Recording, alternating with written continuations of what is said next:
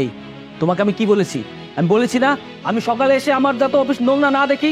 তারপর এই যে এগুলো কি, এইগুলো কি পড়ে আছে? কোথায় ছিলে তুমি? তুমি করোটা কি সারাদিন? স্যার ও কালকে আপনি অফিস থেকে যাওয়ার টাইমে আপনি জানলা বন্ধ করেন নাই।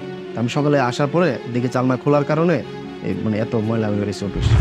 তোমার এত বড় সাহস, তোমার এত বড় সাহস, তুমি আমাকে ব্লেম দিচ্ছ যে আমি জানলা খুলে রেখেছিলাম, আমি দরজা আটকে গিয়েছিলাম। এই তোমাকে কি জন্য রাখা হয়েছে? তোমাকে অফিসের সব পয় পরিষ্কার করার জন্য রাখা হয়েছে কিনা বলো? জি স্যার। স্যার আমার আম্মা খুব অসুস্থ স্যার, আজকে মেডিকেল নিয়ে যেতে হইব। মেডিকেল না নিয়ে গেলে স্যার আমার মা বাঁচবো না স্যার। তাছাড়া আমার তো কেউ নাই, আমি স্যার আমার মা আর কেউ নাই। আজকে যদি মেডিকেল না নিয়ে যাই স্যার আমার মা মরে যাবো স্যার। স্যার আজকে আমার ছুটি দেন স্যার, আমার ছুটিটা লাগবো স্যার, খুব দরকার স্যার। ও আচ্ছা, বুঝতে পারছি। এই জন্যই তো তোমার কাজে মন বসে না, তাই না? খালি ছুটি, খালি ছুটি দরকার তোমার।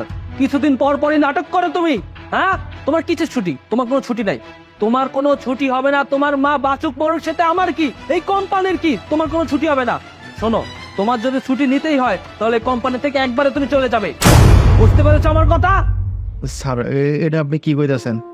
আমার চাকরি চলে গেলে স্যার আমি কি খামু, কেমনে চলবো স্যার? স্যার দেখেন আমার মার আজকে নিয়ে যেতে হইব, যদি না নিয়ে যাই স্যার তাহলে আমার মা মরে যাবো স্যার। আমার মা ছাড়া এই দুনিয়াতে আমার আর কেউ নাই স্যার। তোমার মা বাঁচুক মরুক তাতে আমার কি, আমাদের এই অফিসের কি? শোনো, আমার একটাই কথা, আমার আন্ডারে যে কাজ করবে তার কোনো ছুটি হবে না। আমি যখন মন চাই তখন ছুটি দেব, বুঝলে? আর এই সারা কোম্পানিটা আমার আন্ডারে চলছে।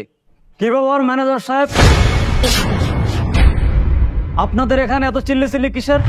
আমার রুমের ভিতর থেকে আপনাদের আওয়াজ শুনতে পাচ্ছি। দেখুন না স্যার, এই যে এই লোকগুলা, এদেরকে আমি কিছুতেই বোঝাতে পারি না যে অফিসে অনেক কাজ পড়ে আছে।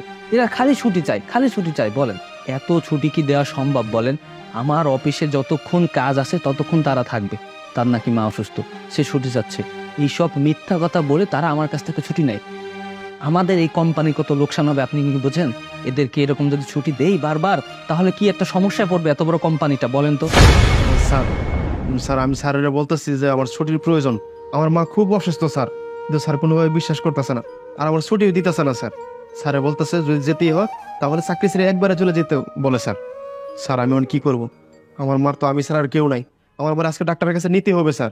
দেখছেন স্যার, দেখছেন আমরা দুইজন এখানে এত বড় অফিসার দাঁড়িয়ে আছি, তারপরও সে আমাদের মুখে মুখে কথা বলছে, তারপরও সে ছুটি যাচ্ছে। একে কি করা উচিত বলেন? একে কি ফায়ার করে দেব? স্যার রশিদ সাহেব মিথ্যা কথা বলতেছে না, ওনার মা সত্যি অসুস্থ। আর স্যার ওনার মা দীর্ঘ কয়েক মাস ধরে অসুস্থ। স্যারের কাছে ছুটি চেয়েছিল, স্যার ওনাকে ছুটি দিচ্ছে না। আর স্যার ওনাকে বলতেছে ছুটি যেহেতু চাচ্ছে ওনাকে নাকি চাকরি ছেড়ে চলে যেতে বলতেছে। আসলে স্যার উনি না অনেক জঘন্য একটা লোক। স্যার আমার মা অসুস্থ ছিল, আমার মা আইসিইউতে যখন ছিল আমি স্যারের কাছে এসেছিলাম ছুটির জন্য, কিন্তু স্যার আমাকে ছুটি দেয় নাই। স্যার আমাকেও বলেছিল যদি ছোট প্রয়োজন হয় চাকরি ছেড়ে চলে যাও, কিন্তু তোমাকে ছুটি দেওয়া হবে না। স্যার উনি আমাকে ছুটি না দেওয়াতে আমি আমার মাকে দেখতে পারি নাই। আর তারপরে স্যার আমার মাটা মারা যায়। চুপ করেন আপনি। দেখুন স্যার, দেখুন এরা দুজনে যুক্তি করে আমাকে আপনার সামনে অপমান করাচ্ছে, আমাকে আপনার সামনে ছোট করাচ্ছে যাতে তারা ছুটি নিতে পারে। এদেরকে কি করা উচিত বলেন? আর স্যার উনি সত্যি একটা জঘন্য লোক, জানেন? উনি না অফিসের প্রত্যেকটা স্টাফের সাথে খারাপ ব্যবহার করে। ওনার মতো মানুষ না এই অফিসে না থাকাই ভালো। আপনার এত বড় সাহস, আপনি আবার আমার মুখের উপরে কথা বলছেন। জানেন আমি আপনাকে কি করতে পারি? আপনাদেরকে আমি ফায়ার করে দিতে পারি। আপনি চুপ করুন ম্যানেজার সাহেব, আপনার সম্পর্কে আমার সবকিছু জানা আছে, আমি আপনাকে ভালো করে চিনি। আপনি আসার পর থেকে কোম্পানি যেখানে ডেভেলপ করবে সেখানে ডেভেলপ না করে আরো নিচু হয়ে যাচ্ছে। আপনি প্রত্যেকটা স্টাফের সাথে খারাপ আচরণ করেন, আমি সব কিছু জানি। আজকে আমি আমার চোখে দেখলাম, এতদিন মানুষ আমাকে বলেছে আমি বিশ্বাস করিনি।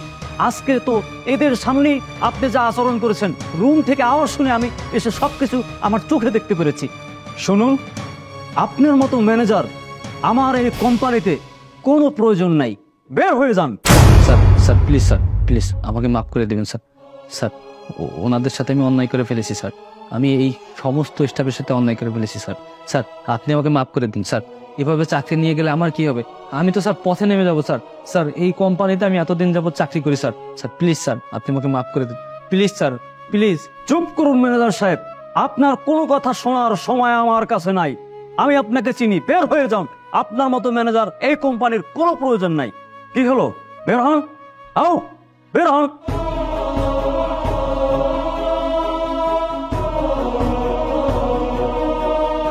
রশিদ, তোমার মা অসুস্থ, তুমি বাসায় যাওয়ার আগে আমার কাছ থেকে অগ্রিম 1 মাসের টাকা নিয়ে যাবে, কেমন? তোমার মা যতদিন সুস্থ না হয় তুমি ততদিন ছুটি কাটাবে।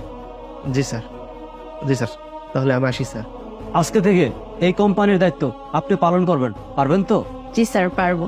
Thank you.